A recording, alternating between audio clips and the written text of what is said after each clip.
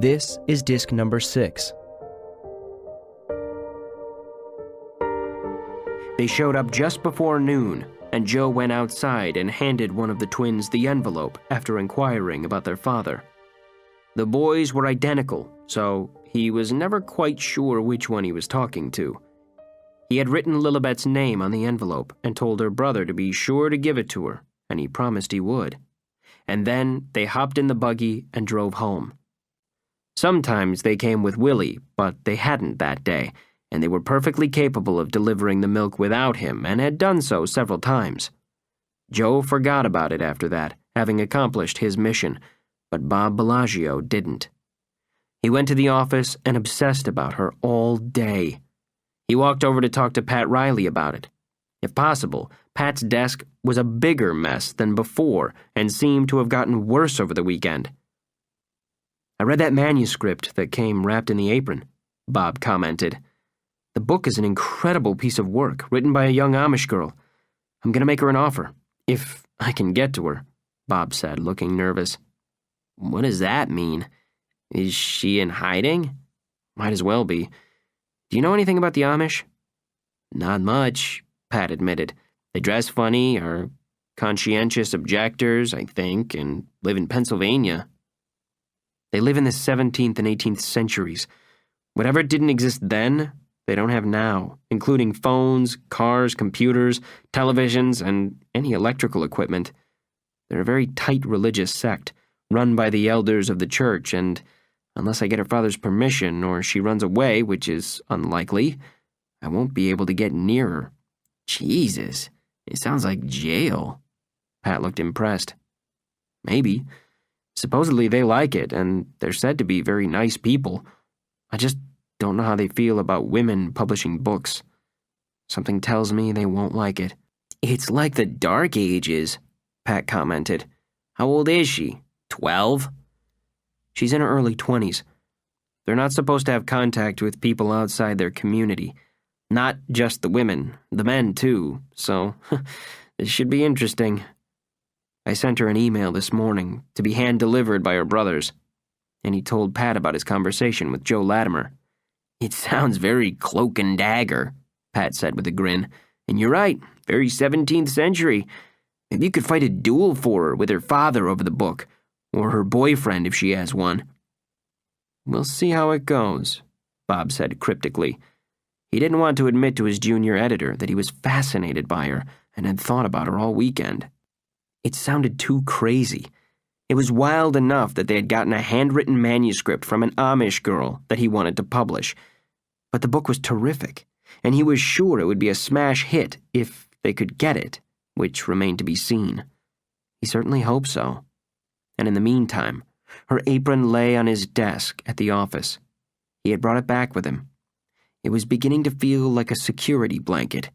He kept taking it with him, so he had a part of her or something familiar to her, like a talisman, near at hand. Margareta had come over to make ice cream with Lillibet that afternoon. It had been so hot, Lily thought it would be a nice treat for the boys and her father when they finished working, and Margareta had agreed to help her. They talked about nothing in particular. They had seen each other at the Sunday service the day before, which had gone on for the usual 3 hours, and Margareta mentioned to Lily that one of her daughters was having another baby, and the youngest, who had just gotten married, was pregnant as well. She was 17 years old, and once in a while, when Lillibet heard about girls that age getting married and starting families, it made her feel ancient. She had led the life of a grown woman for so many years. "Nathaniel Weiss is ready to start courting again," Margareta said casually as they worked on the ice cream. He had lost his wife the year before and was in his early 30s. His wife had died in childbirth, and he had 5 children. "That's nice," Lily said, clearly with no interest. "He's a fine-looking man," Margareta tried again, and Lily smiled at her. "No," she said simply. "I brought up 3 boys, and I take care of Papa. I don't need 5 more and a husband. In a few more years, the boys will be married and on their own, and I'll only have Papa to take care of. Why would I want to start all over again? Would you want to, and have 10 more children?" If that was what God wanted for me, I would. We're not meant to be idle, Lily, she said gently. I haven't been, but I never get time to myself. She wanted hours to read and daydream and write whenever she liked. Every moment of her day was filled now with doing for someone else, and it had been since she was 17. Margareta was 41 years old, had married at 16, and had had 25 years of children and grandchildren, although her husband had died many years before and left her a great many acres. The community had helped her ever since and lent her a hand with her children, and now they were old enough to work her farm. Would you marry again? Lily asked her with interest, although she couldn't see why. She didn't need to and was never lonely. But Lily knew that her father liked her, even though they were just friends. He had never really gotten over her mother and her shocking death. I might, if the right man turned up at my door. Like my father? Lily asked her bluntly. Maybe. He never asked, and I don't think he will. We are comfortable as friends, and he has you. He doesn't need a wife to run his house. And he was 70, not in the first bloom of youth, but he was strong and energetic and looked younger than his years. Margareta had always thought that if Lily married, Henrik might want to marry again. And Margareta was comfortable as she was. Living in the community they did, they enjoyed the company of other women, and the men were always near at hand to help. He was so in love with your mother. I think it's taken him years to get over it, and maybe he never will. Lily nodded at what she said. She still missed her mother, too. She was so gentle and wise, so beautiful and so smart and funny. There was no one else like her. She had always known just what to do or say, and it was always the perfect answer. Lily wished she could be like her one day. Henrik and the boys were delighted with the ice cream when they got home, and Margareta stayed for dinner. None of her children were at home anymore, so she had more free time than the younger women, like Lily, whose chores and tasks with the boys were never done until bedtime. And in winter, she did homework with the twins. Henrik and Margareta sat and talked for a while, and then she went home, and Lily had some sewing to do, and then she scolded the boys into bed. She had just said goodnight to the twins when Marcus remembered something and jumped out of bed. He grabbed an envelope out of the pocket of the trousers he had worn that day and handed it to her with a sheepish grin. I forgot to give this to you. It's from Mr. Latimer at the dairy. She was surprised to get any letter and opened it as she walked out of the boys' room. She stopped dead when she read it, and then hurried to her bedroom and sat down on her bed. Her legs were shaking so hard she could hardly stand up. She had just read Bob Bellagio's email to her about how much he liked her book. She folded the letter carefully and slipped it under her mattress without a sound, and a moment later she went back downstairs to check on her father. He was asleep in his chair after a long day at the plow. He was still as active as the younger men, but tired at night. She woke him gently and told him to go to bed. He smiled and patted her hand and went to his own room a few minutes later. She turned off the kerosene lamps and blew out the candles and then went upstairs herself.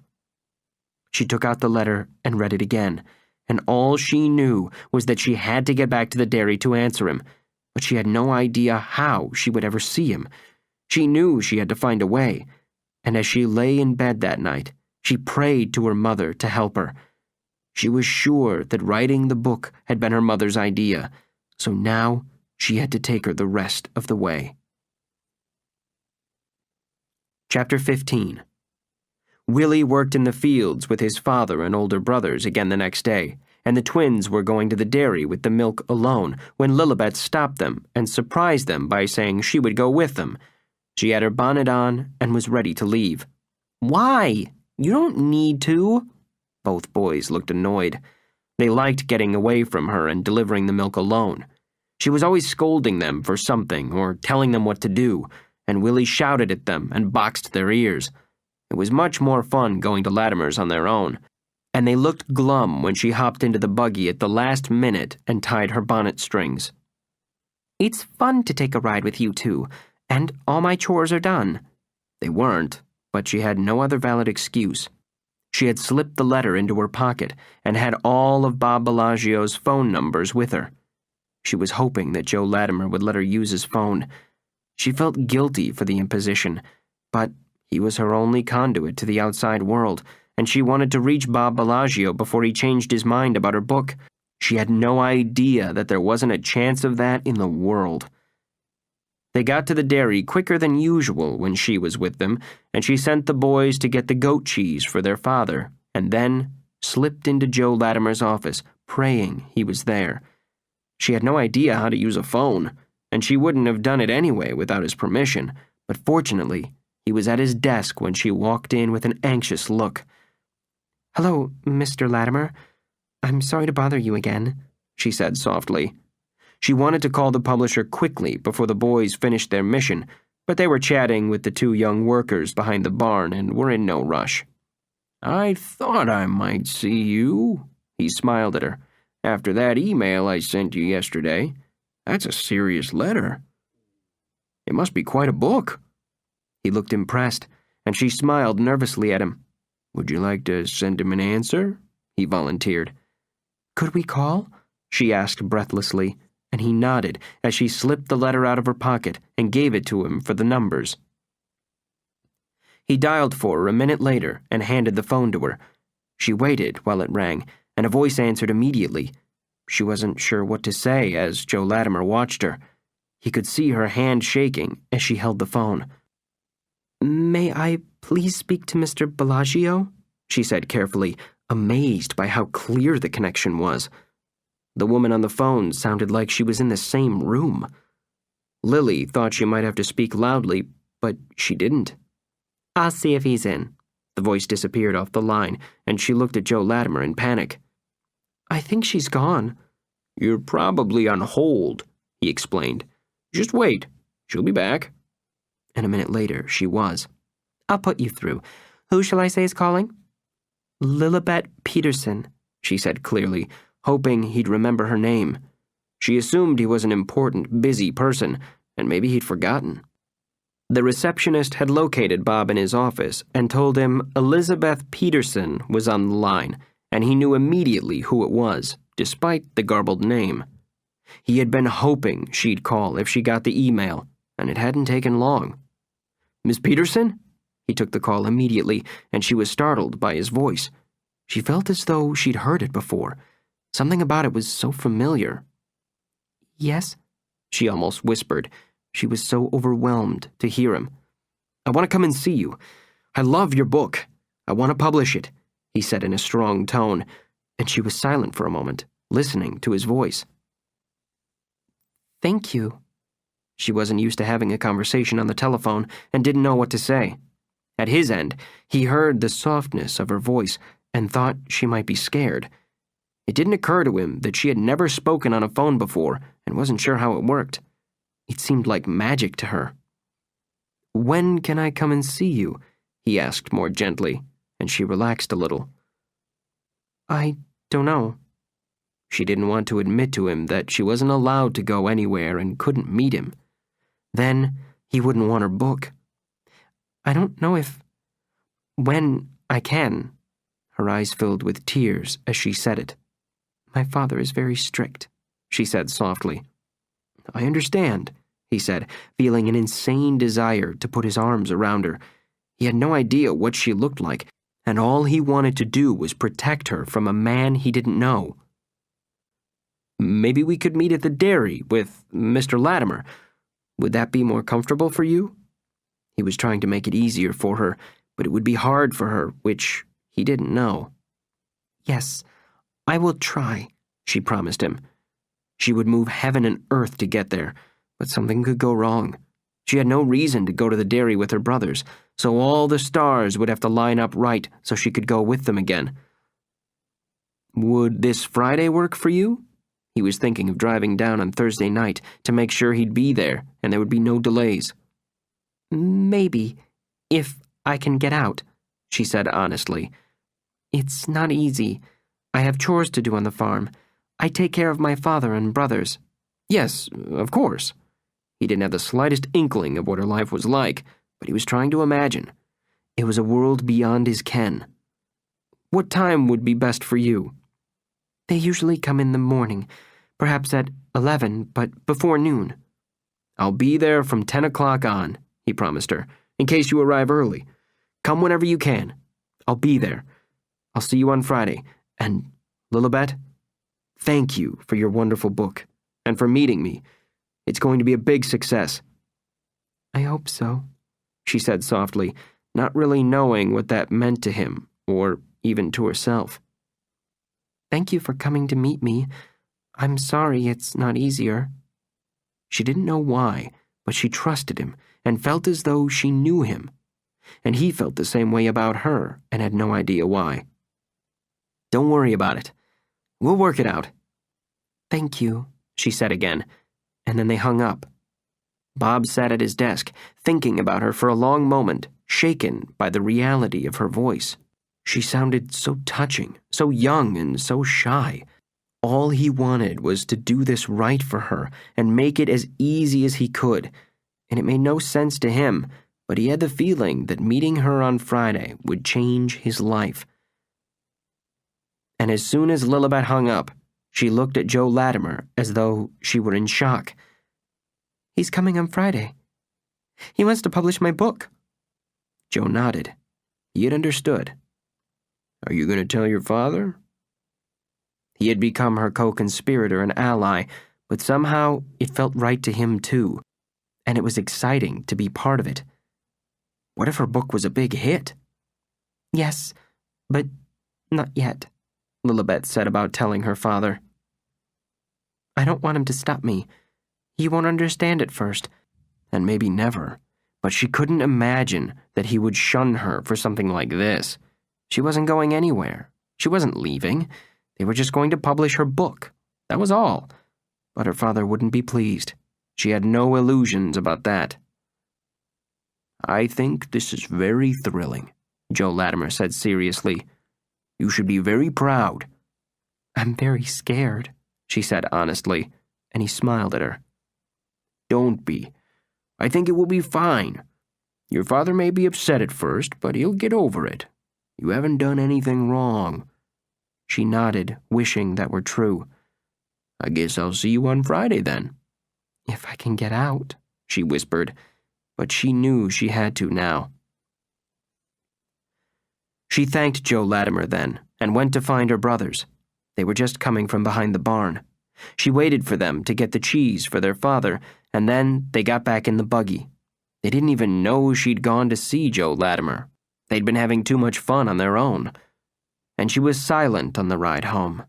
Her heart was pounding as she thought of the call to New York. She had to find an excuse to go with them on Friday, whatever it took. Bob Bellagio had lunch with his brother Paul on Wednesday at a restaurant on Wall Street that both brothers liked. They talked about a big deal Paul was doing and a killing he had made in the stock market for one of his clients and how well his son was doing in school. Everything was always perfect in his life, or seemed that way to his younger brother, who had been struggling with his business, had no love life, had never been married, and had no kids. He didn't even have a dog, and Paul had two. And Paul was married to the perfect woman who entertained his clients, had brought up their children impeccably, including piano lessons, Mandarin, and windsurfing, did volunteer work for the Junior League, and ran their home like a Swiss clock. Bob always felt like a lesser being whenever he was with him, as though somehow he had failed. Paul's wife had a law degree, but no longer used it. All Bob wanted to do was publish books. It seemed so meager compared to their accomplishments, and all he wanted now was one #1 bestseller to justify what he'd been doing for the last 5 years. I think I may have found a winner this week, Bob said, sounding excited at the end of lunch. They'd been talking about Paul since they sat down. They usually did, unless Paul told him the many things he was doing wrong in his life and should be doing differently. It was the relationship they'd had all their lives, since they were kids. Paul was perfect. Bob fell short. Their parents saw them that way too, Or at least, that was Bob's impression. It's a knockout book, written by an Amish girl. I found it totally by accident. I'm going down to meet with her day after tomorrow and buy her book. That's terrific. Paul sounded genuinely pleased for him.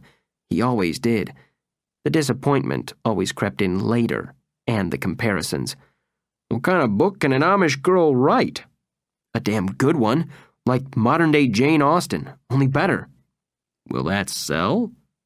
He looked concerned for his brother. He had been working so hard for so long, with nothing much to show for it yet. It will, like hotcakes, Bob assured him. And for once, he felt strangely confident as he said it, as though he'd found the Holy Grail. He felt as though he had magic in his pocket. He was absolutely certain Lillibet's book was going to be a major hit. Who's the girl? All I know is that she's Amish, in her early 20s and talented as hell. Ex-Amish? Or Amish now? Amish now. Wow, that should be interesting. You can teach her how to use indoor plumbing and have her milk a cow on the Today Show. How the hell are you going to use her to promote? It's a little Heidi, no?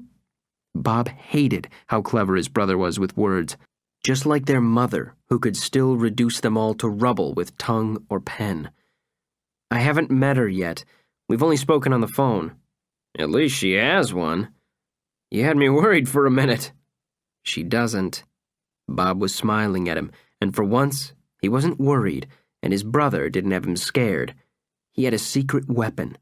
Her name was Lillibet Peterson, and she wrote like a dream. She called me from a dairy farm. I'm meeting her there, if her father lets her. He was actually enjoying torturing his brother with the image, although he was nervous about it himself. He was determined to work it out. And if her father doesn't? Paul said, looking intrigued. I'll find her. I'm not going to lose this book. I discovered it totally by accident in our slush pile. I can't tell you why, but I think it's fate. Oh, God, Paul said, looking at his younger brother. Don't tell me you're in love with her. You wait 36 years to fall in love, and you fall in love with an Amish girl. Please tell me I'm wrong. I'm in love with her book. You will be too when you read it. She writes like an angel. All right, I'll grant you that. You're a great judge of contemporary literature. Just don't bring her home. Why not? Bob said, intrigued by the idea. He was fascinated with her, and her voice on the phone had gone straight to his heart. He had been fantasizing about her for days. Mom would have a nervous breakdown. I don't think she's ready for Amish. Their mother was one of the toughest lawyers in this city, and the thought of introducing an Amish girl to her made Bob laugh. It might do her good. Just get the book. Leave the girl on the farm. Besides, she may not be cute, and she's young. I can always adopt her. He laughed at his brother and picked up the check. It was his turn. I'll let you know how it goes. Yeah, do that. And remember, we're supposed to marry women like our mothers. It was exactly what Paul had done, to a frightening degree. I've been trying not to do that for the past 36 years, Bob said in a rare moment of total honesty with his brother. I don't think that would work for me. Amish might be a little extreme, Paul said as they left the restaurant. Have fun at the dairy farm, he said with a rueful grin as they parted, and Bob walked back to his office, lost in thought. He could hardly wait to meet Lillibet on Friday. He had a strange feeling it was going to be extraordinary. He already felt as though he knew her, and her voice in the book was so strong. He wondered if you could actually fall in love with someone from reading their work. Maybe it was possible. Stranger things had happened. Chapter 16. On Friday morning, Marcus woke with a bad cold. Lillibet brought him some of the herbal medicine she made and a cup of tea with honey and made him stay in bed. She sent Josiah to do the chores and helped him milk the cows, and she noticed with dismay that they were falling behind and it was getting late. Willie had left with their father at the crack of dawn. She helped Josiah put the milk containers in the buggy, and then, as though she just thought of it, she told him she'd go with him. I can go by myself, he said, looking annoyed to go with his big sister again. So can I, she suggested, if you'd rather stay here with Marcus. He looked suddenly intrigued by the idea. He got tired of going to the dairy every day. He liked the prospect of a day off to stay at the house and play. I don't mind going. I went alone when you had chicken pox and I was fine. Papa won't mind. Okay, he said, hopping down and grinning at her. He scampered off without looking back, and she silently thanked her mother for making it all work. She had worn a fresh black dress and clean, pale blue apron and her black bonnet. She didn't dare wear her best Sunday dress for fear someone would notice. She gave the horse the reins and trotted off toward the dairy at nearly 11 with her heart pounding all the way. She kept the horse at a good pace and was there in 15 minutes. She saw Joe Latimer talking to a tall man with dark hair in a navy jacket and khaki slacks. They both watched her as she reined in the horse, and she hopped down, motioning to the boys at the dairy to take the milk cans out of the back. She walked toward the two men, and she knew it wasn't possible, but she had the strong sense that she had seen the man in the blue jacket somewhere before, and he was looking at her intently and smiling as she walked toward him. She didn't even feel shy. When she reached them, she felt like she was meeting a friend. "Miss Peterson," he said, holding out a hand to shake hers, and she took it in her own as their eyes met. Hers were huge and green in her honey-colored face, and her blonde hair was peeking out from under her bonnet. "Lillibet," he said, as though he knew her, and she smiled. "Mr. Bellagio? Hello. Thank you for coming. I'm sorry to be late. We had a busy morning." "You came alone," Joe Latimer said with a look of surprise. "Marcus is sick, and Josiah decided he'd rather stay home and play. I was lucky." She looked relieved. "And my father is having lunch at my older brother's farm today. It worked out perfectly." Joe left them then, and she followed Bob to the bench where she had found the book that had his address in it. And nearly 2 months later, they were sitting on the bench together. It was like a dream. He was looking at her, stunned by how young she was and how lively. She had a determined step in her laced-up black boots and fire in her eyes. She was different than he had expected. She was younger and prettier and not quite as shy.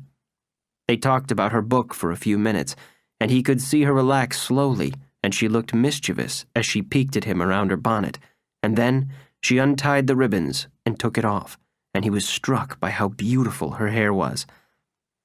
"I'm sorry, I shouldn't do that, but it's so hot today." Her hair looked like spun gold as she smiled into his eyes. She was everything he had hoped she'd be and more, and she seemed fascinated by him too. "I don't meet many English," she said softly after a few minutes. "That's what we call people who aren't Amish, except Mr. Latimer and the police when my mother died. I very seldom leave our farm." "Yes, I know." He was listening to the timbre of her voice and knew he had heard it before. He had no idea where, but he had the same impression he'd had on the phone, that they had met somewhere, although it wasn't possible. She was an enchanting creature, and the clothes she wore suited her. She looked like a doll from another century. "Would you like to see the contract?" he asked, getting down to business, and she nodded. He explained it to her in detail, and it was very straightforward. They were offering to pay her a $25,000 advance and a 15% royalty, which he said was reasonable for a first book by an unknown author. It sounded like a fortune to her. He had brought the check with him in case she signed, and he held it out to her. She stared at it in amazement. "What will I do with all that money?" she whispered. "Put it in the bank, I hope," he said with a smile. It was touching sharing the moment with her. She had been catapulted into this century, and he was there to lead her through it. He had the same feeling of wanting to protect her that he had had after reading her book. She was so brand new and vulnerable, and yet so strong and wise at the same time. She was an odd combination of gentle and brave, old and new. "I don't have a bank account," she said to him, and he nodded. It didn't surprise him. We could open one for you, here in Lancaster, so you'd have the money at your disposal. I'm sure Mr. Latimer could tell us where to go. She nodded. It sounded like a good idea to her. He handed her a pen then, and she signed the contract and handed it back to him. There were 2 copies, and he gave one to her. It was the simplest deal he'd ever made for the best book he'd ever bought. "Thank you," she said softly, as she gave him his pen back and put her copy of the contract in her pocket with the check. "You'll have to do a little editing. One of our editors is looking at it now. I can help you with that if you like. I could come back here, or you could come to New York." Her eyes flew open wide as he said that. "How would I do that?" "Would you like me to speak to your father, Lillibet?" "No. I'll have to speak to him first. He'll be very angry about the book, and he won't want me to go to New York. I have to find the right time to tell him and explain it to him. I don't want to be shunned." She sounded very serious as she said it, and she looked scared. "Shunned?" "We have something called the Ordnung, which tells us all the rules. The elders decide what they are, and if you do something very bad, they can send you away, and you can't come back again. I don't want that to happen. I want to live here." And then she looked at him with a twinkle in her eye, and her soft halo of blonde hair around her face. "But I would like to see New York. Perhaps Papa would let me one day, if he understands that I have not said anything wrong in the book." "You didn't," Bob reassured her. "You wrote a beautiful book." He was certain of that, and he wanted this to go right for her. He couldn't imagine the elders of her community shunning her or sending her away. And what would become of her if they did? She would be lost in the modern world. "We would handle everything for you in New York if you came up. I can send a car to pick you up here, and I would take care of you in New York myself." She nodded. She was sure he would, and she could see that he was a nice person and a good man. Explaining it to her father and making him understand would be the hard part. And as he looked at her, Bob remembered about the bank. "Would you like to go now? We can deposit the check today. That way, if anything happened, she would have money to draw on. At least she would have that." "Do you suppose we could?" She looked intrigued. They walked to Joe Latimer's office, and he suggested they go to a different bank than her father's. He said there was one 2 miles away, and he told Bob where it was. "I could drive you," Bob offered. "We'd be back here in a few minutes." She looked at him and nodded and followed him outside. He had left his car parked under a tree, and she looked at it and then at him. "I've never been in a car before," she said quietly. "I promise. I'll bring you back as soon as we deposit the check." She had no idea why, but she trusted him completely. She nodded, and he opened the car door for her, and she got in. He told her how to fasten the seatbelt, and she started to giggle when he turned the key in the ignition, and they drove away. Bob glanced at her, and he started to laugh too. "This is the craziest thing I've ever done," she said, and couldn't stop laughing, and he was glad she wasn't afraid. She looked like she was having a good time, and so was he. They found the bank easily, and he parked in front as she looked at everyone with fascination, and he waited for her to open the door and get out, but she didn't. She just looked at him. "I don't know what you do now," she said, mystified by how everything worked. He smiled again and leaned over her to open the door for her. It was like landing on another planet with her. "Now, you get out," he said simply. "You undo the seatbelt first." He showed her how. Then they walked into the bank together as though it were perfectly normal. The tall man in the blazer and slacks, and the Amish girl. He helped her through the process, and fortunately they were used to Amish customers. With Bob as guarantor, the bank manager signed off on her not having a driver's license or ID, and said they would apply for a social security number for her. They opened a simple checking account and said they would change it into a savings account later if she wished. It took them 10 minutes to open the account in her name and deposit the check. They gave her a book of temporary checks and told her they would send the permanent ones in the mail, and she gave them the dairy address. My father would have a heart attack if they came to the house, she explained to Bob in a whisper. Yes, I think that's correct, he agreed. 5 minutes later, they were back outside the bank, and she noticed an ice cream store down the street. She looked at Bob with the same childlike expression she'd had when she first met him. It was confusing being with her. 1 minute she was a child, and the next, a woman. "Can I write a check for an ice cream cone?" she asked him seriously. The woman at the bank had explained to her how they worked. "You could, but it's not necessary. I would be happy to treat you as a celebration of our new contract."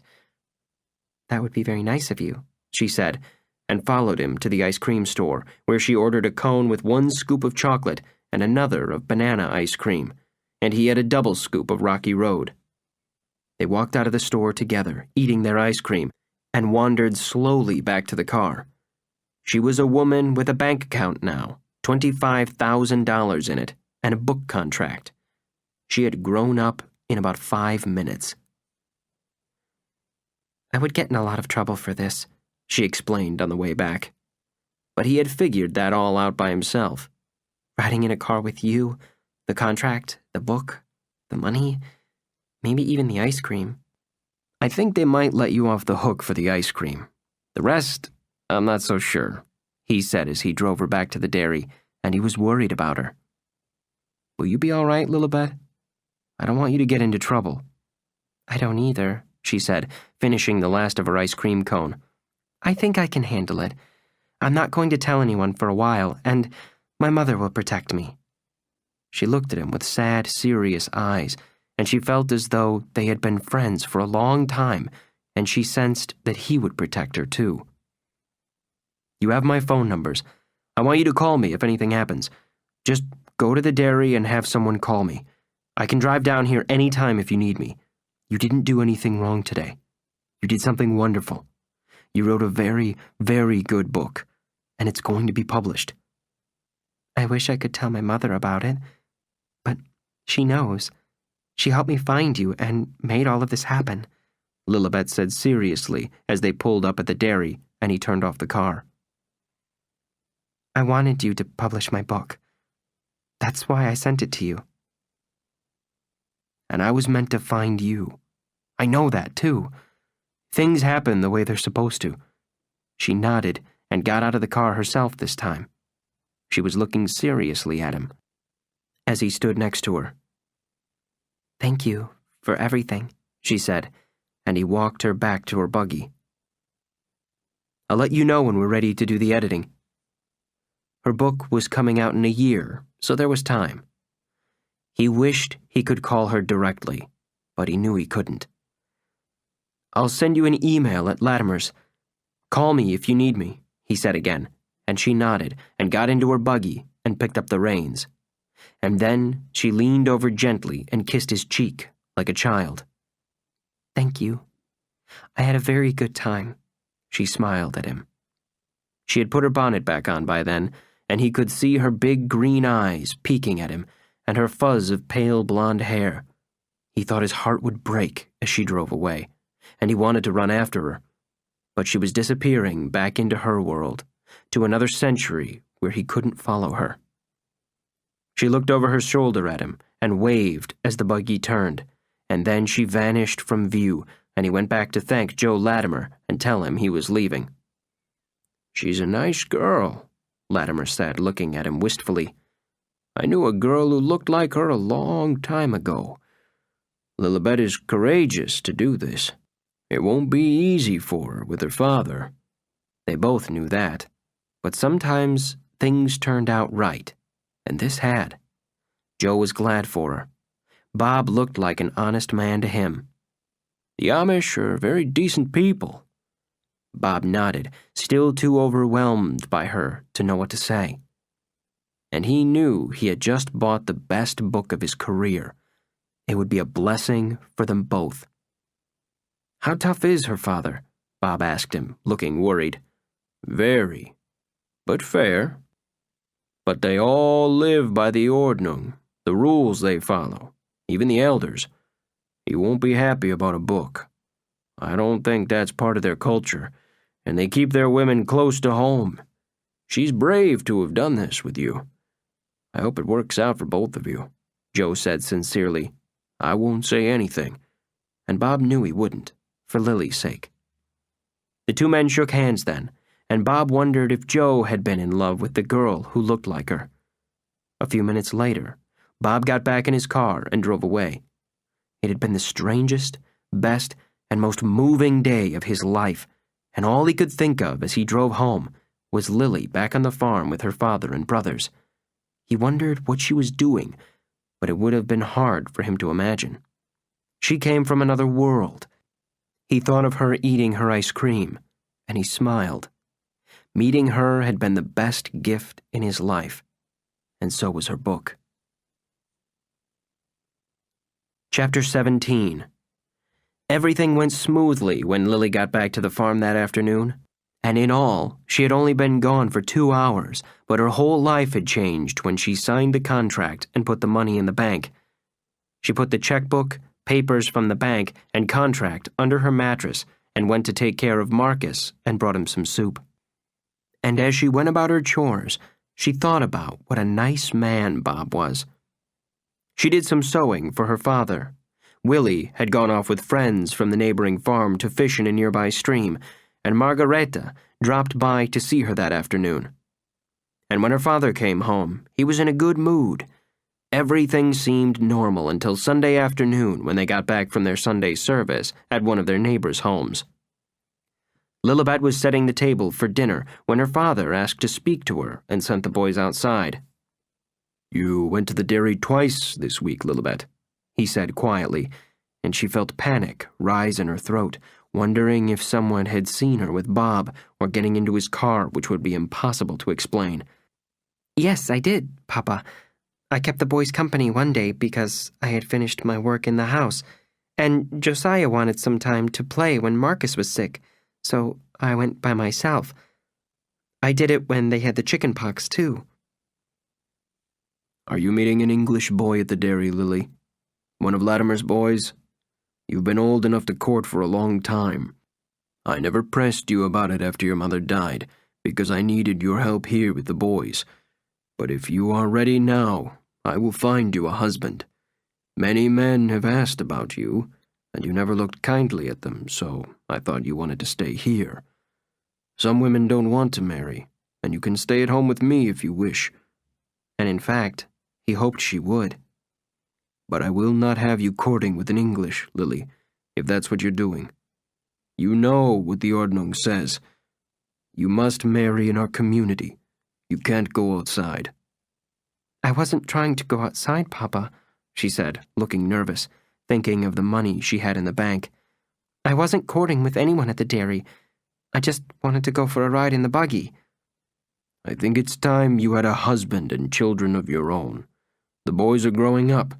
The twins will be finished with school in another year." "I don't want to start taking care of children all over again," she said honestly.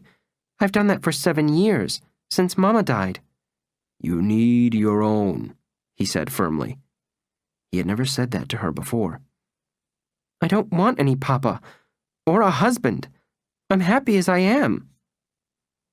"It's not natural for you to only have brothers and a father to take care of. You should have a husband and children of your own," he insisted. He didn't understand that she had used up any desire to have children on the family she had raised for him. "Klaus Mueller is a good man. He would be a good husband for you. He's ready to marry again." Her heart sank when her father said it. "Papa, he's 50 years old." "I was almost 30 years older than your mother. We were very happy. You need an older man. You're too wise for a young man." "And too wise to marry a man I don't love," she said simply, but she had never been in love and didn't expect to be now. "You can learn to love him. Your mother hardly knew me when we married. Her father thought I was a good choice for her, and he was right. She was barely more than a child, and you're a grown woman. You will learn to love a good man. If you're going off on buggy rides with your brothers because you have nothing to do, you need something more. Yes, I do, she said softly. Listening to him, she realized that she couldn't lie to him anymore. She had been wrong to try. I want to do something else. It's something Mama would have understood. I think she would want me to do this, and I can stay here with you. She could see that he didn't understand, but how could he? What she wanted was so far beyond his wildest imagination. I wrote a book, Papa. It took me 3 years. It's a good book, like the ones Mama used to give me. It's not about us. I didn't say anything about the Amish in it. It's just a story about a young girl who grows up on a farm and travels to see the world. Is that what you want to do? Travel to see the world? He looked shocked. No, I'm happy here. I just want to write. There's nothing in the Ordnung that says I can't write. She wanted to travel too, but didn't dare say so. I know the Ordnung better than you do. You need a home and children, and then you won't have time to write stories and read books. If you want to read the Bible. There's no need to read other books, and I want you to put your book away. I can't, Papa, Lily said in barely more than a whisper. I sent it to a publisher in New York, and they liked it. They're going to publish it next year. I forbid it, he said, slamming his fist on the table. How dare you do that behind my back? I'm sorry, Papa. I know it was wrong. I prayed about it, and I think Mama would have wanted me to do it. It was a brave thing for her to say, and foolish at the same time. Your mother would never have allowed it without my permission. She was an obedient woman. I will not allow you to publish a book, Lillibet. You must tell them immediately that you won't. I won't do that, she said softly. I want to publish it. I did nothing wrong. It is wrong to disobey me. I forbid you to publish a book and to write any more. You will study the Bible and marry when I find you a husband. It's time. You can't force me to marry or to stop writing. You can't make a prisoner of me, Papa. Do you want to live with the English? Is that what you want? He was threatening her, and she knew it, but she wouldn't give in. No, I don't. I want to stay here, in your house with you and my brothers. I will stay until I'm an old woman if you want me. But I won't stop writing. I need that for my soul. You need God for your soul, and nothing else. I will not allow you to publish a book and live under my roof. Now go to your room. Your brothers and I will cook dinner tonight. I don't want to hear about your book again.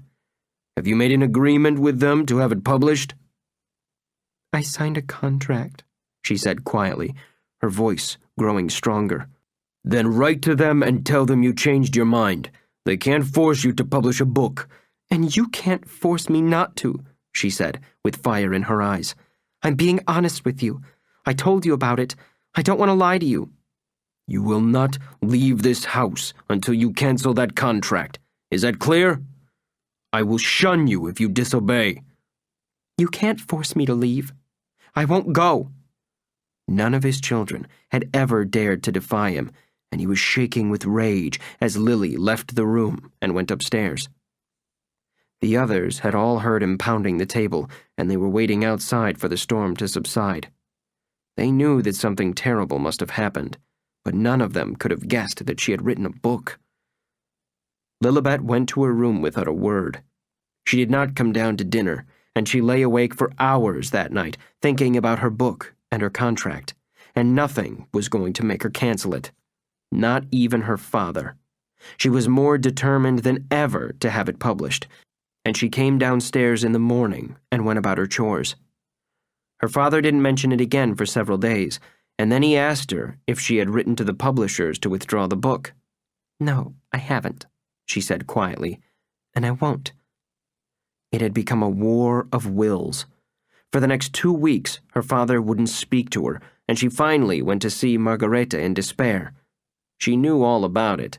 Henrik had been ranting to her about it since Lily told him, and he was determined now to get her married and was sorry he hadn't done it before.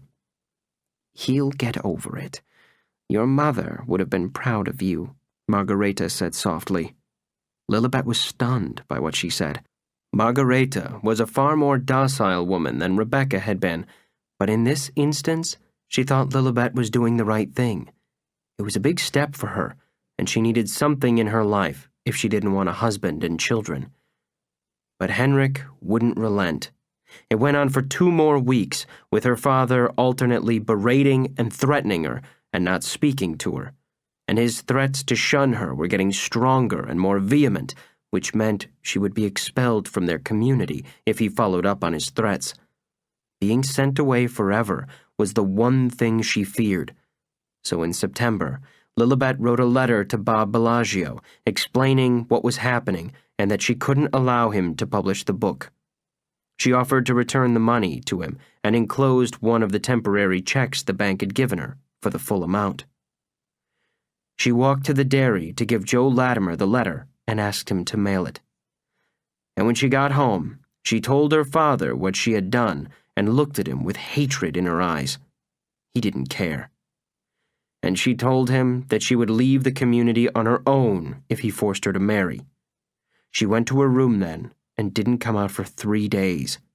And then she went back to her chores and her life of slavery with a dead look in her eyes. Margareta told Henrik that she was seriously worried about her and that she thought he was wrong, and he told Margareta she was no longer welcome in their house. When Bob got her letter, he could see by her erratic handwriting how upset she was, and he hated to think of the pressure she had been under, and the threats from her father. She had told him all of it, and that she couldn't go forward with the book. Feeling ill after he read her letter and sensing how distraught she was, he tore the check she sent him in half and was at Latimer's dairy the next day and asked Joe for her address. "Did something happen?" Joe asked him.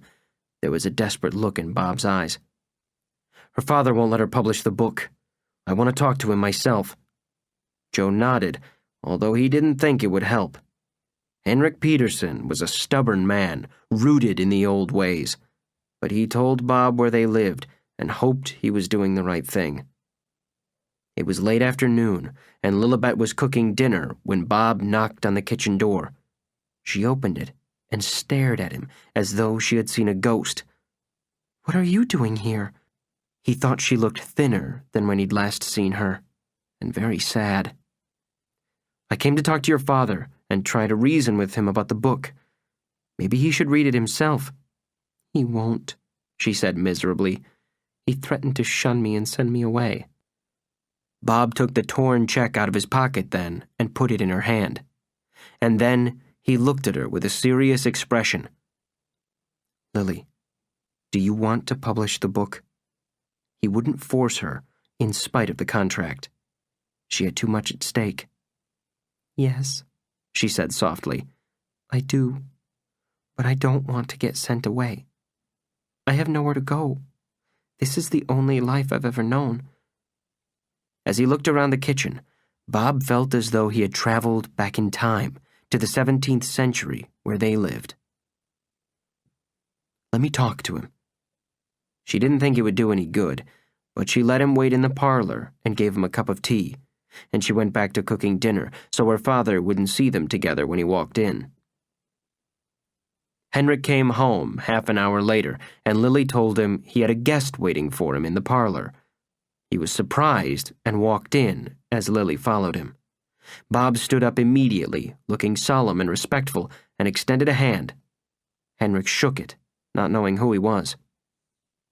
"Mr. Peterson, I'm Robert Bellagio. I'm the publisher who would like to publish your daughter's book. It's an extraordinarily good book. It in no way embarrasses your community. It says nothing about the Amish, and people who read it will admire her enormously and the education of your young women. I think you'd be very proud of her if you read it. I came here to tell you that myself. I'm deeply respectful of the way you live, but I would like to see Lillibet able to publish her book, too. I think it's important to her." "It should be important to her to obey her father," he said, and I will be proud of her when she does. We live by rules here, and laws. It's important that she respect those laws." He looked at Bob with a fierce expression, and then relaxed a little and invited him to sit down. He didn't want to be rude. "It was very kind of you to come here and speak to me." Lily could see that he appreciated the gesture of respect. "But I will not allow Lily to publish her book." "Is there anything that I can do to make you more comfortable about it, sir?" Bob asked him quietly, and Lily could see both men taking each other's measure. Each had met his match, but she could already sense that Bob would not win. Her father was stronger, and they were playing by his rules. "Only if you agree not to publish it. She's my daughter, and she must respect me." He said it man to man. "It's an enormous sacrifice to ask her to make," Bob said seriously. "I believe she worked on it for 3 years, writing it in longhand at night." "She shouldn't have. She has more important things to do here, taking care of her brothers and me." He sounded like a selfish old man to Bob, but he nodded respectfully. He didn't want to make things worse for Lillibet. "Will you join us for dinner?" Henrik asked unexpectedly. "You've come a long way to see me. This book must be important to you." "It is." Bob purposely didn't look at Lily as he said it. He didn't want to anger her father, only to talk to him and see if he could sway him at all. So far, he hadn't. Not an inch. "I'm sorry, then, to disappoint you. You couldn't know how we'd feel about it when she agreed to let you publish it. It was dishonest of her. Will you stay?" he asked again, and Bob didn't want to refuse, and he liked being near Lillibet and gaining a better understanding of how she lived. He was shocked at what he saw. Not at the archaic simplicity of it, but at her father's total jurisdiction over her. Henrik thought a life of servitude was enough to satisfy his daughter and all she deserved. Latimer had hinted he would be like this, stubborn and difficult and steeped in the old ways. "I'd be honored to have dinner here," Bob said quietly. Her father nodded then and invited him to come into the other room, and then asked if he'd like to see something of the farm, and Bob said he would. The two men went outside and disappeared as Lily sat down at the kitchen table with shaking knees, and Willie came downstairs. "What's happening now?" The battle between her and their father had been raging for a month, and they were all tired of it, Lily most of all. "The publisher who wants to publish my book is here. He came to see Papa to explain it to him," she said with a look of despair, and Willie laughed. "Did Papa take him outside to shoot him?" Willie guffawed at his own joke. "Probably," she said with a smile, and went to check on dinner and slow it down. And as she did, Bob was following her father around the barn, asking intelligent questions about how they ran the farm without electricity, or modern farm implements, or even a tractor, while her father explained to him the simple principles of their life and how they lived, and why they felt it was a better choice. Bob found it fascinating, but not for Lily, who had none of the freedom she wanted and Bob thought she deserved. Women had a role in their society, but it was an ancient, traditional one, and all the important decisions were made by the men. They had final say on everything, on any subject, and total rule over the women. Henrik said the women were happy that way, and Bob was sure Henrik believed that was true. He was an honest, sincere man, with deep convictions and beliefs. Henrik found he actually liked Bob, and the interest and respect he showed. Both men looked entirely comfortable when they came back to the house an hour later. Lily had dinner ready by then, and called to the boys to come downstairs. They spent a surprisingly pleasant evening, and Bob was nice to the boys, and they enjoyed talking to him. It was an exchange of information between his world and theirs. He asked serious questions about the Amish life, and the boys asked Bob 1,000 questions about the things he did and places he'd been. It was a lively evening, and as Bob prepared to leave, Henrik thanked him for coming and looked as though he meant it. All Bob could hope was that he had planted a seed somewhere that would cause Henrik to relent, but there was no sign of it yet. "Thank you for coming. You were brave to come," Lily said softly as she walked him to the car. Her father had allowed her to do that. He trusted Bob. "I wish I were leaving with you," she said miserably. It was the first time she had ever said anything like it, and meant it. "So do I," he said, searching her eyes. "He's a tough guy," he commented about her father. "Yes, he is." "Lily, honestly, if you ask me to, I won't publish your book. I don't want to ruin your life to publish a book." "No, I still want you to publish it." There was determination in her eyes. "What if they shun you?" "I don't think they can. I'll go live with Margareta if I have to, my mother's friend. She might take me in." But she wasn't sure.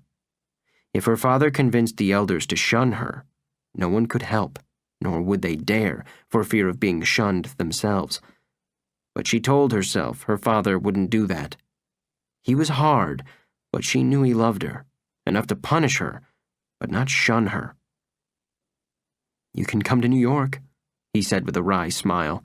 "You might like it." "I'd like to see it one day, just for a visit," she said. "You will."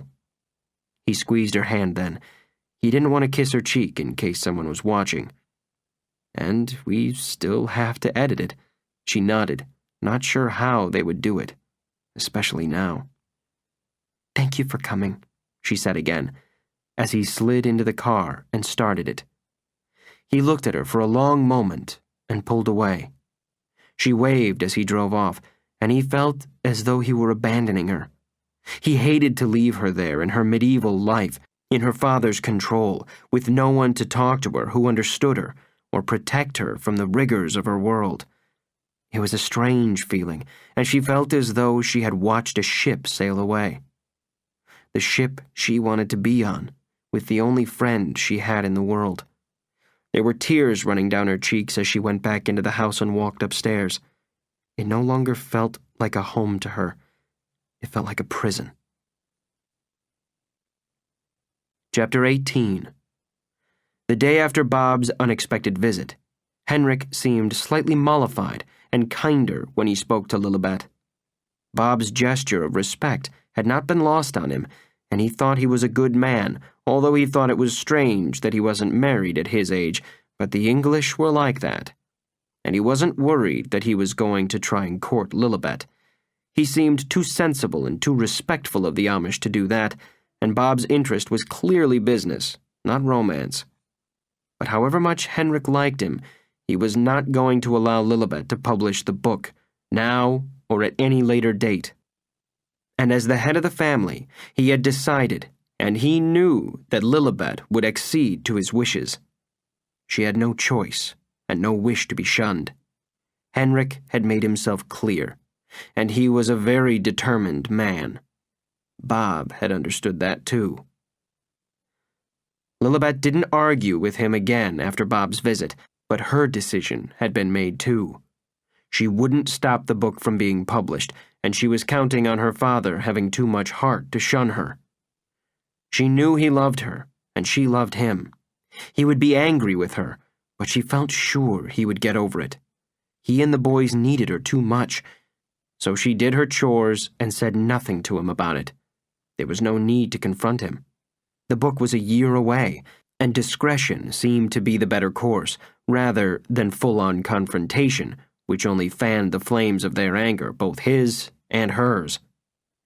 She was waiting to hear from Bob about what she needed to do to edit the book, and they hadn't figured out where to do it or how.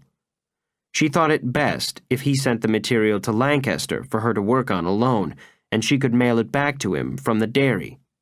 Bob thought she would need guidance and conversation about it, and for this first time at least, he thought that she needed to work with an editor face-to-face, either the one currently editing the book or himself.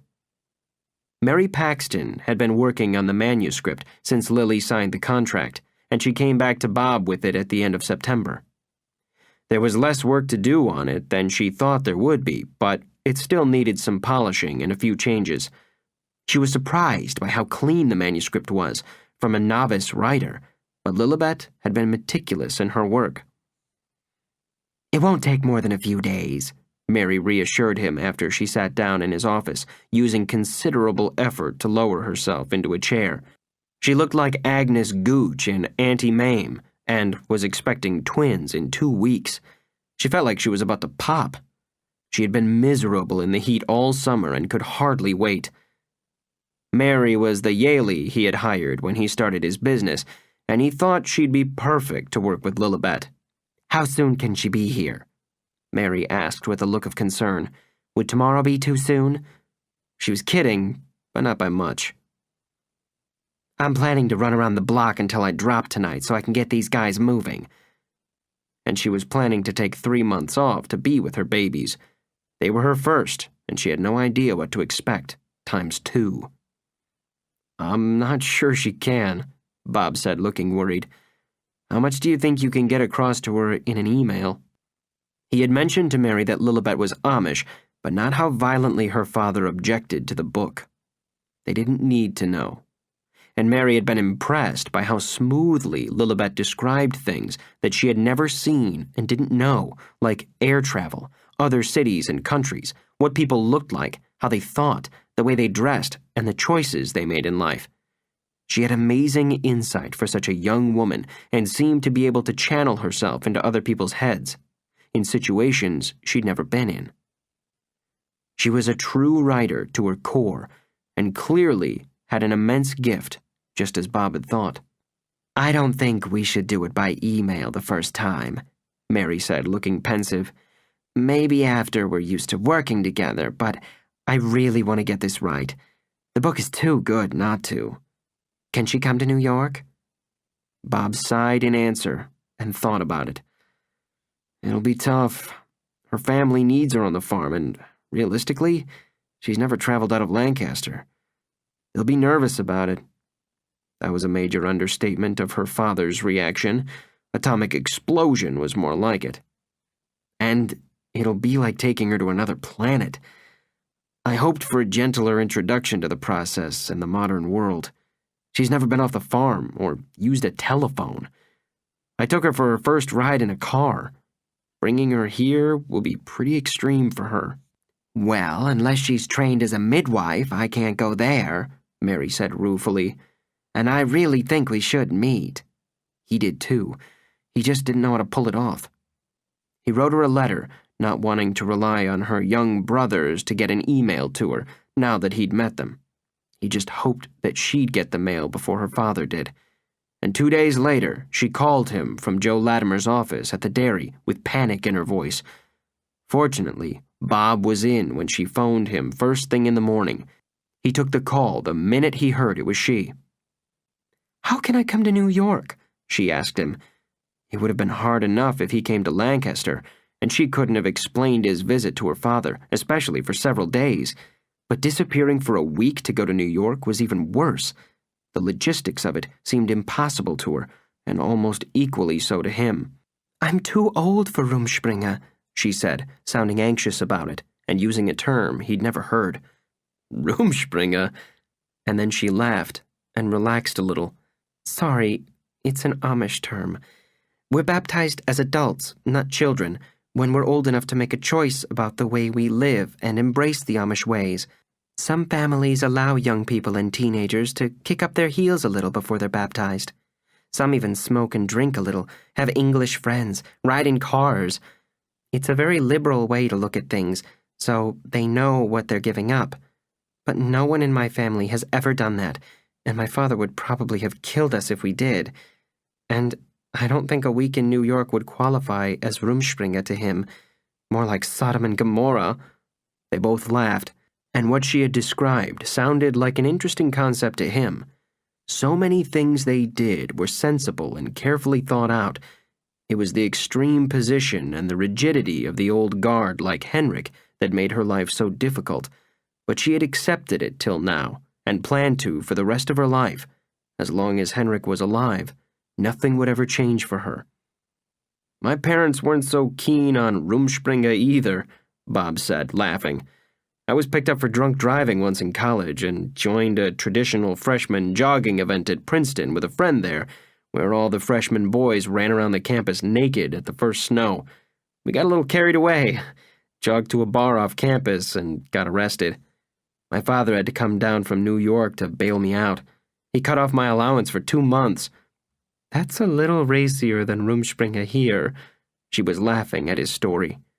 So, what are we going to do? Is it really important for me to be there in person to work with this woman? She thinks so, and she can't come to you. She's having twins in 2 weeks, or sooner, so that rules out her going to you. And she's a better editor than I am, and has been working on the book.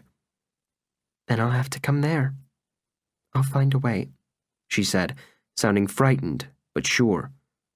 I'm sorry, Lillibet, he said sincerely. For what? Giving me the biggest opportunity of my life? He was glad she still felt that way. I'll send a car for you, and you can stay at a hotel near the office. We'll pay for everything, of course, and I'll drive you back myself if you want, or have a car take you back. He realized that it might look better if a car and driver took her home, so her father didn't think she had spent the week with him, shacked up in his apartment or at a hotel. Will I be safe at a hotel? She asked, sounding as young as she was and brand new in the world. Of course. It will be a very nice hotel, and I'll get to show you New York. He sounded happy about it, and she was excited at the prospect. She just had to get through her father's fury and threats before that, whatever it took. How soon can you come? I don't know. This week? Next? Her father would be livid whenever she went, and she wasn't going to lie to him. She had to tell him now that she was going forward with the book and going to New York for several days to edit it. I think it should be sooner rather than later, given Mary's condition. She looks like she's going to explode any minute. He had never seen anyone so pregnant in his life. So did my mother when she had Marcus and Josiah. She had been a tiny woman like Lily. All right, let's say Friday then. It was Tuesday as they were speaking. How long do you want me? He wanted to say forever, jokingly, but he didn't dare, because there would be more truth to it than she knew. But he didn't want to cloud the work issues with feelings he couldn't explain and might make no sense to her. He couldn't make sense of it himself. Why don't you plan to stay a week, and you can go back sooner if you finish? Give yourself a little time. She found herself thinking of the old saying, might as well be hung for a sheep as a lamb. Going at all would infuriate her father. 5 days or a week wouldn't make much difference. The principle and the fact would enrage him, and her disobedience to him. She didn't want to push him so far that he shunned her, but she knew how much he loved her, and even though she worried about it, she couldn't really imagine his doing that to her. I'll have a car and driver at your house on Friday morning, Bob said simply, relieved that she was coming and had agreed, although he was worried for her too. Send him to the dairy. I'll have Willie drop me off. It's better than putting it in my father's face that I'm leaving in a car. This is the end of disc number 6. Please continue listening